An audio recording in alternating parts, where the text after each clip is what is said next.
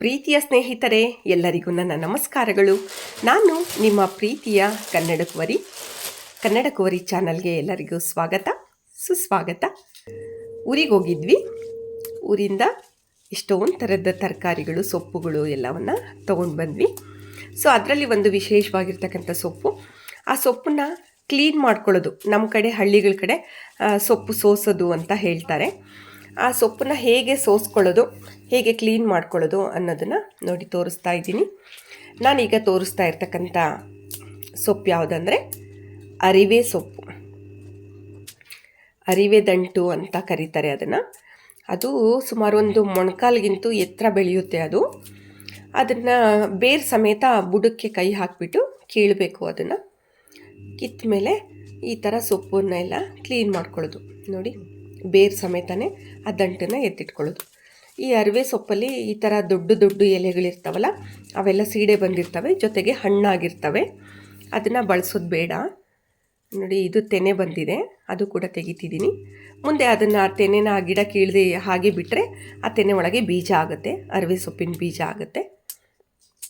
ನಾವು ಚಿಕ್ಕವರಿದ್ದಾಗ ಎಲ್ಲ ನಮ್ಮ ಮನೆಯಲ್ಲೆಲ್ಲ ನಮ್ಮ ಅಜ್ಜಿ ನೀರಾವರಿ ಒಳಗೆ ಒಂದು ಗುಂಟೆ ಅಷ್ಟು ಜಾಗದಲ್ಲಿ ಮೆಣಸಿನ ಗಿಡಗಳು ಅಂತ ಬೆಳೀತಾಯಿದ್ರು. ಆ ಮೆಣಸಿನ ಗಿಡ ಬೆಳಿಬೇಕಾದ್ರೆ ಅದರಲ್ಲಿ ವೆರೈಟಿ ತರಕಾರಿಗಳನ್ನೆಲ್ಲ ಹಾಕ್ತಾಯಿದ್ರು, ಬೇರೆ ಬೇರೆ ಥರದ ಸೊಪ್ಪುಗಳನ್ನೆಲ್ಲ ಹಾಕ್ತಾಯಿದ್ರು. ಅದರಲ್ಲಿ ಈ ಅರಿವೆ ಸೊಪ್ಪು ಕೂಡ ಒಂದು ಸಖತ್ತು ಮುಖ್ಯವಾಗಿರ್ತಕ್ಕಂಥದ್ದು. ಅರಿವೆ ಸೊಪ್ಪನ್ನು ಕೂಡ ಬೆಳೀತಾಯಿದ್ರು. ಇದರಲ್ಲಿ ಸೊಪ್ಪನ್ನು ಬಳಸ್ಕೋಬೋದು, ಜೊತೆಗೆ ಅರಿವೆ ದಂಟನ್ನು ಕೂಡ ಬಳಸ್ಕೋಬಹುದು. ಸೊಪ್ಪಿಂದನೂ ಅಷ್ಟೇ ವೆರೈಟಿ ಸಾಂಬಾರುಗಳನ್ನು ಮಾಡ್ಬೋದು. ಅರಿವೆ ದಂಟಿಂದ ಅಷ್ಟೇ ಪಲ್ಯ ಮಾಡ್ಬೋದು, ಹಾಗೆ ಹುಳಿ ಸಾಂಬಾರಿಗೂ ಕೂಡ ಮಾಡ್ಬೋದು. ನಮ್ಮ ಕಡೆ ಎಲ್ಲ ವಿಧವಾಗಿರ್ತಕ್ಕಂಥ ಸಾಂಬಾರುಗಳನ್ನು ಮಾಡ್ತಾರೆ ಮುದ್ದೆ ಜೊತೆ ಕಾಂಬಿನೇಷನ್ಗೆ. ಬಟ್ ಉತ್ತರ ಕರ್ನಾಟಕದಲ್ಲಿ ಪಲ್ಯಗಳು ಜಾಸ್ತಿ ಇರ್ತವೆ, ನಮ್ಮದು ದಕ್ಷಿಣ ಕರ್ನಾಟಕದಲ್ಲಿ ಸಾಂಬಾರುಗಳು ಜಾಸ್ತಿ ಇರ್ತವೆ. ಯಾರಾದರೂ ಅಡುಗೆ ಆಯಿತಾ, ಊಟ ಆಯಿತಾ ಅಂತ ನಮ್ಮ ಕಡೆ ಏನಾದರೂ ಕೇಳಿದ್ರೆ ಹೌದು ಊಟ ಆಯಿತು ಅಂತ ಮಾತಾಡಿ ಜೊತೆಗೆ ಏನು ಸಾರು ಮಾಡಿದ್ದೆ ಅಂತ ಕೇಳ್ತಾರೆ. ಅಂದರೆ ಯಾಕೆ ಹಂಗೆ ಏನು ಸಾರು ಮಾಡಿದ್ದೆ ಅಂತ ಕೇಳ್ತಾರೆ ಅಂದರೆ ಸಾಂಬಾರುಗಳು ವೆರೈಟಿ ಇರ್ತವೆ ನಮ್ಮ ಕಡೆ. ಹಾಗಾಗಿ ನೋಡಿ, ಈಗ ಸೊಪ್ಪನ್ನು ಒಂದು ಕಡೆ ಎತ್ತಿಟ್ಕೊತಾ ಇದ್ದೀನಿ, ಹಾಗೆ ಅರಿವೆ ದಂಟನ್ನು ಕೂಡ ಒಂದು ಕಡೆ ಎತ್ತಿಟ್ಕೋಬೇಕು. ಈ ಅರಿವೆ ದಂಟನ್ನು ನೋಡಿ ಬಳಸಬೇಕಾದ್ರೆ ಒಂದು ಚಾಕು ತೊಗೊಂಡ್ಬಿಟ್ಟು ಅದ್ರ ಬೇರನ್ನು ಈ ಥರ ನೋಡಿ ಮಾಡಿ ತೆಗಿಬೇಕು. ಆ ಬೇರು ಕೂಡ ತುಂಬ ಚೆನ್ನಾಗಿರುತ್ತೆ. ಇದರಲ್ಲಿ ಯಥೇಚ್ಛವಾಗಿ ನಾರಿನಾಂಶ ಇರೋದ್ರಿಂದ ದಂಟನ್ನು ಯಾವುದೇ ಕಾರಣಕ್ಕೂ ಮಿಸ್ ಮಾಡದೆ ನೀವೆಲ್ಲರೂ ಬಳಸಬೇಕು. ಅರಿವೆ ಸೊಪ್ಪು ಎಷ್ಟು ಉಪಯುಕ್ತನೋ ಅದಕ್ಕಿಂತ 2 ಪಟ್ಟು ಉಪಯೋಗ ಆ ಒಂದು ದಂಟಲ್ಲಿ ಇರುತ್ತೆ ಅಂತ ಹೇಳೋದಕ್ಕೆ ಭಾಳ ಇಷ್ಟಪಡ್ತೀನಿ ನಾನು. ಆ ದಂಟನ್ನು ಯಾವ ಥರ ಕ್ಲೀನ್ ಮಾಡ್ಕೊಳ್ಳೋದಕ್ಕೆ ಅಂತ ಒಂದು ತೋರಿಸೋಣ ಅಂತ ತೊಗೊಂಡೆ. ಒಂದು ಚಾಕು ಒಳಗೆ ಅದು ಮಣ್ಣು ಎಲ್ಲ ಇರುತ್ತಲ್ಲ, ಅದನ್ನು ಚೆನ್ನಾಗಿ ಎರಿಬೇಕು. ಅದನ್ನು ನೋಡಿ, ಎರೆದ್ರೆ ಮೇಲ್ಗಡೆದೆಲ್ಲ ಹೋಗುತ್ತೆ, ಆ ಮಣ್ಣು ಗಿಣ್ಣು ಎಲ್ಲ ಹೋಗುತ್ತೆ, ಏನು ತಲೆ ಕೆಡಿಸ್ಕೊಳ್ಳೋದೇನು ಬೇಕಾಗಲ್ಲ. ಆಮೇಲೆ ನೀಟಾಗಿ ವಾಶ್ ಮಾಡ್ಕೊಂಡ್ಬಿಟ್ರೆ ನೀಟಾಗಿ ಕ್ಲಿಯರ್ ಆಗಿಬಿಡುತ್ತೆ. ನೋಡಿ, ಇಷ್ಟು ದಂಟು ಬಂತು ನನಗೆ, ಸೊಪ್ಪು ಕೂಡ ಬಂದಿದೆ. ಬನ್ನಿ, ಇವತ್ತು ನಾನು ಸೊಪ್ಪನ್ನು ಬಳಸ್ತಾ ಇಲ್ಲ, ಅರಿವೆ ದಂಟನ್ನು ಬಳಸ್ಕೊಂಡ್ಬಿಟ್ಟು ಯಾವ ಥರ ಸಾಂಬಾರು ಮಾಡೋದು ಅಂತ ನೋಡೋಣ. ನೋಡಿ, ಅರಿವೆ ದಂಟನ್ನು 1 ಇಂಚು ಅಳತೆಗೆ ಕಟ್ ಮಾಡ್ಕೊಳ್ಳೋದು. ಅಂದರೆ ಸಾಂಬಾರು ಮಧ್ಯದಲ್ಲಿ ತಿನ್ನೋದಕ್ಕೆ ಚೆನ್ನಾಗಿ ಸಿಗುತ್ತೆ. ಹಾಗಾಗಿ ನಾನು 1 ಇಂಚು ಅಲ್ಲಿ ಕಟ್ ಮಾಡ್ಕೊತಾ ಇದ್ದೀನಿ.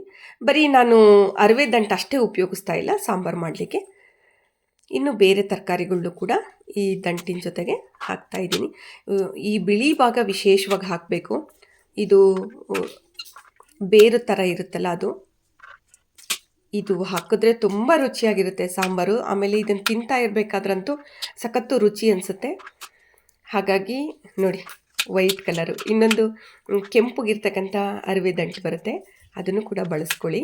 ಅದು ತುಂಬ ಚೆನ್ನಾಗಿರುತ್ತೆ, ತಿನ್ನೋಕ್ಕೂ ಚೆನ್ನಾಗಿರುತ್ತೆ, ಸಾಂಬಾರು ಕೂಡ ಚೆನ್ನಾಗಿರುತ್ತೆ. ಸೊ ಒಟ್ಟಾರೆ ನಾನು ಒಂದು 4-5 ದಂಟುಗಳನ್ನು ಕಟ್ ಮಾಡಿ ಇಟ್ಕೊಂಡಿದ್ದೀನಿ. ಅದ್ರ ಜೊತೆಗೆ 1-2 ಬದನೆಕಾಯಿ ಕೂಡ ಹಾಕ್ತೀನಿ.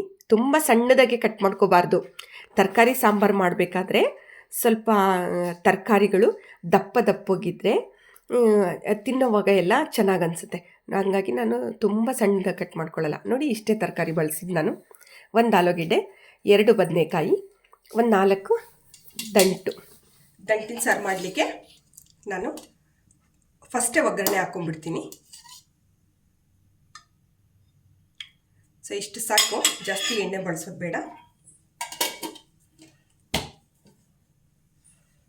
ಎಣ್ಣೆ ಕಾದಿದೆಯಾ ಅಂತ ನೋಡಿಕೊಂಡು ಸ್ವಲ್ಪ ಸಾಸಿವೆ ಹಾಕ್ಕೊಳ್ಳೋಣ. ಸಿಡಿತಾ ಇದೆ ನೋಡಿ. 1 ಬೌಲು ಅವರೆಕಾಯಿ ಹಾಕ್ಕೊಂಡಿದ್ದೀನಿ.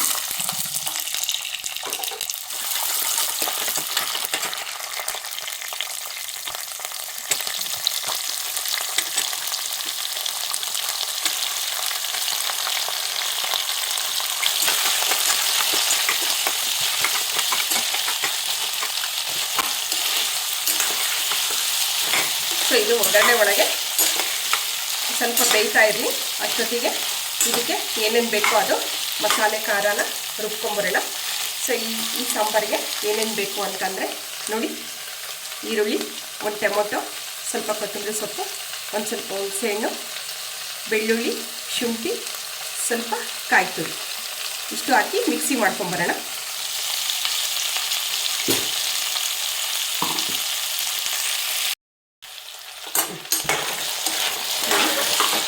ಈಗ ಇಷ್ಟು ಬೆಂದಿದೆ. ಈಗ ಇದಕ್ಕೆ ಸ್ವಲ್ಪ ಚಿಕ್ಕಿ ಅರಿಶಿನ ಹಾಕೋಣ.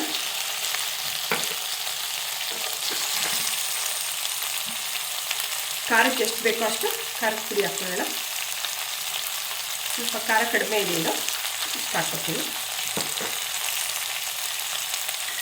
ಒಂದು ಸ್ವಲ್ಪ ಧನಿಯಾ ಪುಡಿ ಹಾಕ್ಕೊಳ್ಳೋಣ. ಧನಿಯಾ ಪುಡಿ ಸಾಕಿಷ್ಟು.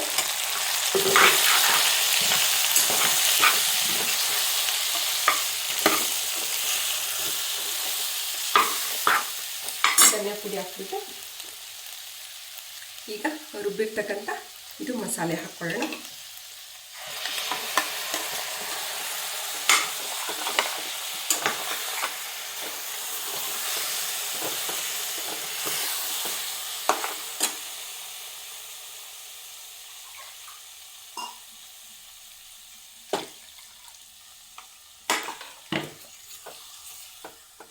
ಈಗ ಇದ್ರದ್ದು ಕನ್ಸಿಸ್ಟೆನ್ಸಿ ಎಷ್ಟು ಬೇಕೋ ನೋಡ್ಕೊಂಡ್ಬಿಟ್ಟು ನೀರು ಎಷ್ಟು ಬೇಕೋ ಅಷ್ಟು ಆ್ಯಡ್ ಮಾಡ್ಕೊಳ್ಳೋಣ. ಈಗ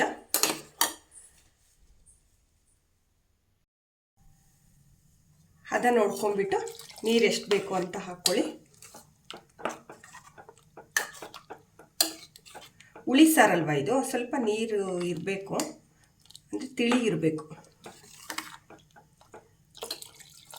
ನೋಡಿ ಇಷ್ಟು ಸಾಕು, ಅದು ಬೇಯೋ ಅಷ್ಟೊತ್ತಿಗೆ ಇದು ಸರಿ ಹೋಗುತ್ತೆ.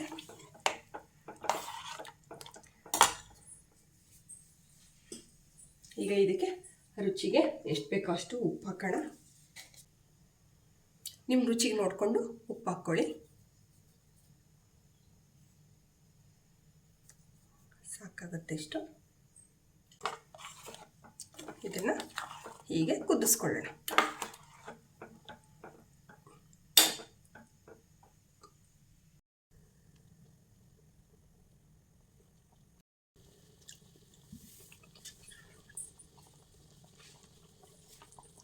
ನೋಡಿ ಕುದೀತಾ ಇದೆ.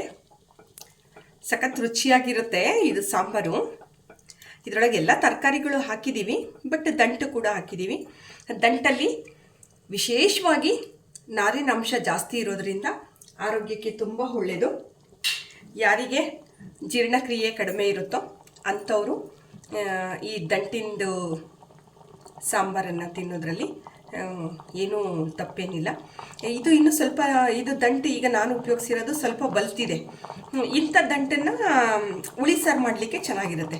ಅದನ್ನು ತಿಂತಾ ಇರ್ಬೇಕಾದ್ರೆ ಜಗ್ದು ತಿನ್ಬೇಕಾದ್ರೆ ಹಲ್ಲಿಗೂ ವ್ಯಾಯಾಮ ಸಿಗುತ್ತೆ. ಎಕ್ಸಸೈಸ್ ಆದಂಗೆ ಆಗುತ್ತೆ. ಅದರಲ್ಲೂ ಅದರಲ್ಲಿರ್ತಕ್ಕಂಥ ನಾರಿನ ಅಂಶ ಎಲ್ಲ ದೇಹಕ್ಕೆ ಕೂಡ ಸಿಗುತ್ತೆ. ಅದೇ ಇದು ಎಳೆದಿದ್ದಾಗ ಇದು ದಂಟಿಂದು ಪಲ್ಯಗಳೆಲ್ಲ ಮಾಡ್ಕೊಂಡು ತಿನ್ಬೋದು, ತುಂಬ ರುಚಿಯಾಗಿರುತ್ತೆ. ಆಮೇಲೆ ತುಂಬ ಆರೋಗ್ಯವಾಗಿ ಕೂಡ ಇರುತ್ತೆ.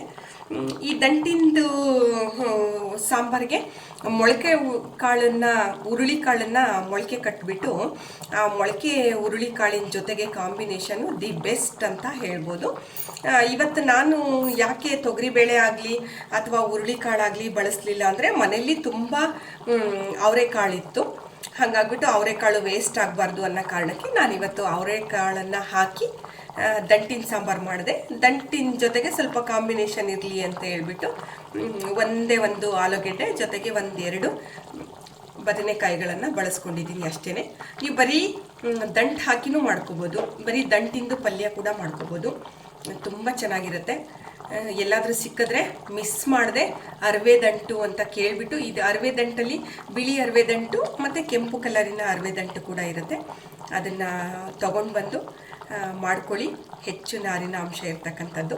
ನೋಡಿ ಕುದೀತಾ ಇದೆ. ಈಗ ಆಲ್ಮೋಸ್ಟು ಒಂದು 50 ಭಾಗ ಬೆಂದಿದೆ ಅಂದ್ಕೊತೀನಿ.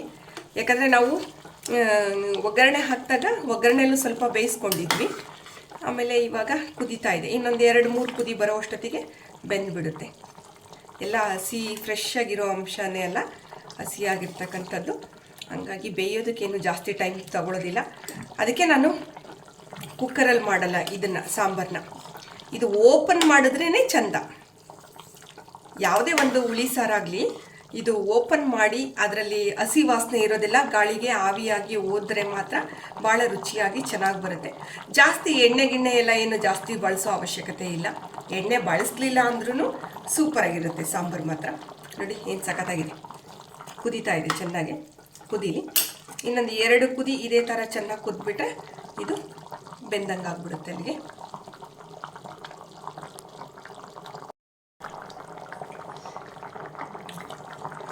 ನೋಡಿ ಆಗಿದೆ ಸಾಂಬಾರೀಗ. ಕಾಳು, ಬದನೆಕಾಯಿ, ಆಲೂಗೆಡ್ಡೆ ಎಲ್ಲ ಬಂದಿದೆ. ನೋಡಿ ಸಾಂಬಾರ್ದು ಕನ್ಸಿಸ್ಟೆನ್ಸಿ ಇಷ್ಟಿದ್ರೆ ಸಾಕು. ಸೊ ಈಗ ಊಟ ಮಾಡ್ಬೋದು. ಮುದ್ದೆ ಜೊತೆ, ಅನ್ನದ ಜೊತೆ ಎಲ್ಲದಕ್ಕೂ ಮ್ಯಾಚ್ ಆಗುತ್ತೆ. ಘಮ ಘಮ ಘಮ ಅಂತ ಇದೆ.